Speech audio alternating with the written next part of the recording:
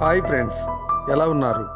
Mysterious facts Telugu ఛానల్కి స్వాగతం.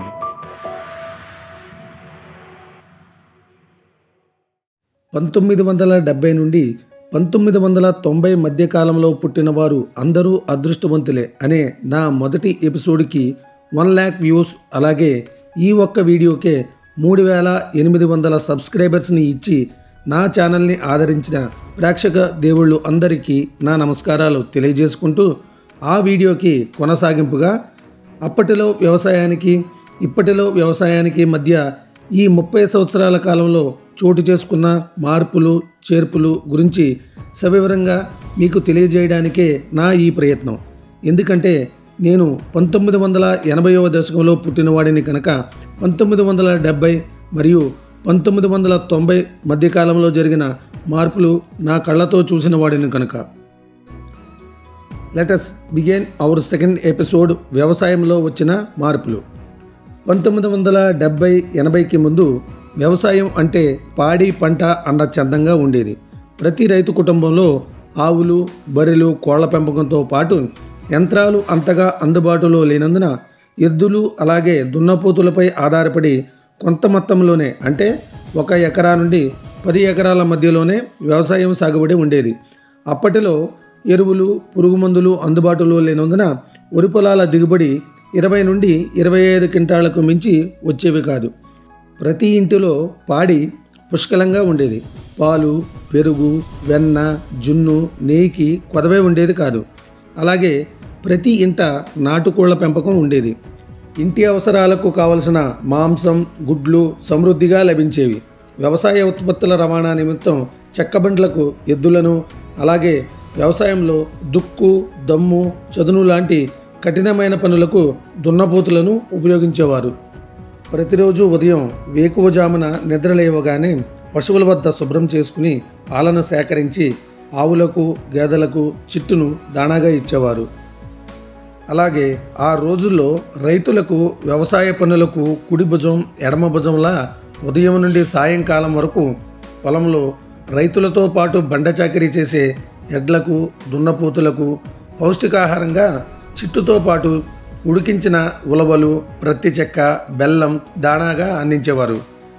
ఇక చద్దన్నం లేదా రాగి సంగటి లాంటి ఆహారాన్ని తిని ఎడ్ల బండిపై పొలానికి వెళ్ళి గట్లపై ఉన్న గడ్డిని పశువులకు దాణాగా కోసుకుని, అన్నట్టు మర్చిపోయాను, ఆ గట్లపైనే ఇంటి అవసరాలకు సరిపడా మినుములు, పెసర్లు, బొబ్బర్లు, వంగ, మిరప, బెండ లాంటి మొక్కలను దూరంగా నాటేవారు.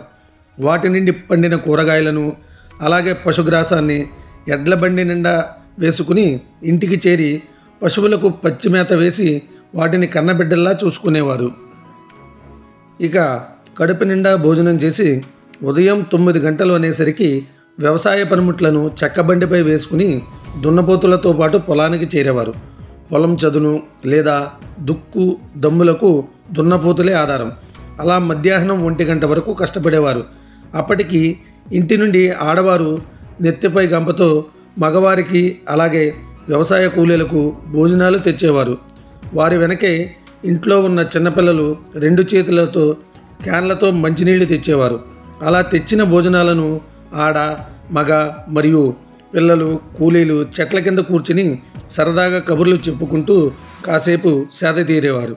అలా తిరిగి సాయంకాలం వరకు పొలం పనులు చేసుకుని తిరిగి ఇంటికి చేరుకునే ముందు ఎడ్ల బండి నిండా పచ్చగడ్డి కోసుకుని ఇంటికి చేరి పశువుల దగ్గర శుభ్రం చేసుకుని పాలను సేకరించి వాటికి దాణా, ఇతర బాగోగులు చూసుకుని కనుచీకటి పడే సమయానికి స్నానం, భోజనాలు ముగించుకుని 1 గంట పాటు వరి నూర్పిడికి అవసరమైన తాళ్లను సేకరించిన జమ్ము లేదా జనపనారను తాళ్లగా పేని వరి నూర్పిడి సమయానికి సిద్ధం చేసుకుని రేడియోలో వచ్చే పాటలను వింటూ హాయిగా నిద్రపోయేవారు.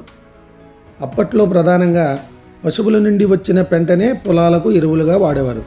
పొలాలకు ఆశించిన చీడపెడలకు వేప నూనె, గోమూత్రం లాంటి వాటిని క్రిమి సంహారాలుగా వాడేవారు. ఇక వరి నూర్పిడి సమయానికి వరి కళ్ళాలను వరి మూళ్ళు కింద వరకు కోసి వరి పొట్టు చల్లి వరిమోపులను నిటారుగా నిలబెట్టి పేర్చి ఎడ్లతో కానీ దున్నపోతులతో కానీ నూర్పించేవారు. కొంతమంది వరి కుప్పలు కూడా వేసుకునేవారు. అలా నూర్చిన వడ్లను ఒక దగ్గరకు పోజేసి గాలివాటం చూసుకుని తూర్పోత పోసేవారు. ఇక చివరిగా వడ్ల రాశిని గుట్టగా పోసి ఒకవేళ దొంగలు ధాన్యం దొంగలించినా వారికి తెలిసే విధంగా వరిబూడిదను రాశిపై భాగం నుండి క్రింద వరకు అక్కడక్కడ ముద్రలుగా పూసి వర్షానికి తడవకుండా రాశి నిండా గడ్డిని పేర్చేవారు. ఒక రకంగా చెప్పాలి అంటే అప్పటి జీవితం కల్తీకి తావులేని, చీకు చింత లేని చక్కటి జీవితం కదా ఫ్రెండ్స్. ఇక 1980-90 మధ్యకాలంలో వ్యవసాయంలో నిదానంగా మార్పులు మొదలయ్యాయి.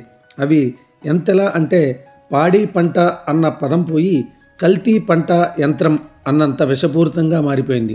అది ఎలా అని తెలుసుకునే ముందు ఫ్రెండ్స్, నా వీడియోకి ఇప్పుడే ఒక లైక్ షేర్ చేసి నా ఛానల్ సబ్స్క్రైబ్ చేసుకుని గంట సింబల్ యాక్టివ్ చేసుకోండి. ఎందుకంటే నేను కేవలం 1970కి ముందు 1990 తర్వాత ప్రపంచంలో చోటు చేసుకున్న మార్పుల గురించి, అంటే వ్యవసాయం, ఆరోగ్యం, విద్య, రాజకీయం, పరిశ్రమలు, ఉపాధి, ఇలా ప్రతి విషయం గురించి ఒక్కొక్క ఎపిసోడ్గా మీ ముందు 100కు పైగా వీడియోలు చేయాలనుకుంటున్నాను. కాబట్టి నా వీడియోలు మీరు మిస్ కాకుండా చూడాలి అంటే సబ్స్క్రైబ్ చేసి గంట సింబల్ యాక్టివ్ చేసుకుంటే నా వీడియోస్ మొట్టమొదటిసారిగా మీరు చూడొచ్చు ఫ్రెండ్స్.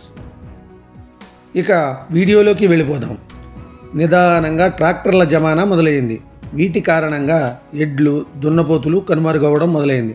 దానివల్ల కూలీలు వ్యవసాయ పనులు మాని పట్టణం వలసలు మొదలుపెట్టారు.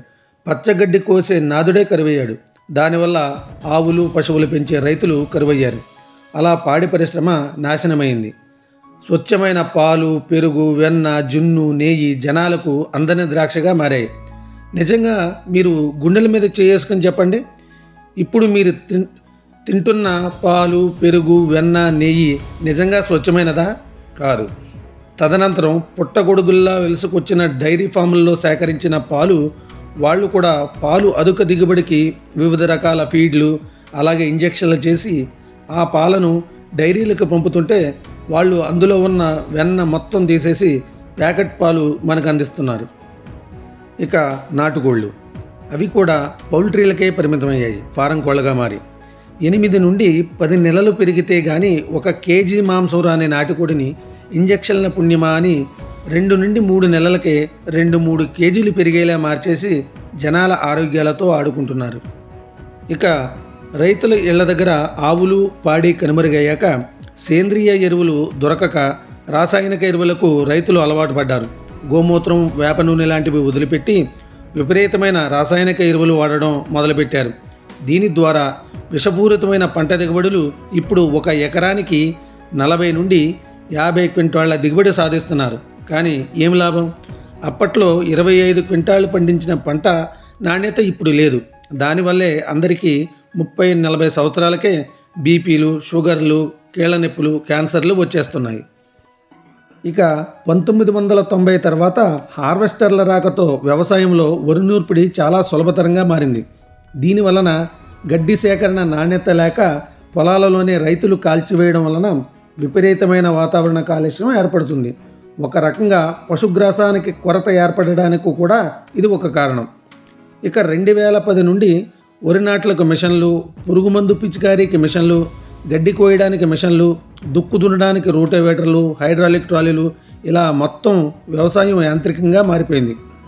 రైతులకు సులభతరంగా మారి ఒక్కొక్క రైతు 200-300 ఎకరాలైనా సరే సునాయాసంగా చేసేయగలుగుతున్నారు. కానీ దురదృష్టం ఏమిటి అంటే అప్పటి ఆరోగ్యం, ఆనందం ఇప్పుడు ఎంత దిగుబడి సాధించినా కష్టమే. ఫ్రెండ్స్, నా నెక్స్ట్ ఎపిసోడ్ 3లో అప్పట్లో వివాహాలు ఎలా జరిగేవి, ఇప్పుడు వివాహాలు ఎలా జరుగుతున్నాయి మీ కళ్ళకు కట్టినట్టుగా వివరిస్తాను. వీడియో నచ్చితే లైక్, షేర్, సబ్స్క్రైబ్ చేసి గంట సింబల్ యాక్టివ్ చేసుకోండి. మళ్ళీ మనకి ఎపిసోడ్ 3 వివాహాలు, ఆర్భాటాలలో కలుసుకుందాం. అంతవరకు సెలవు. నమస్కారం.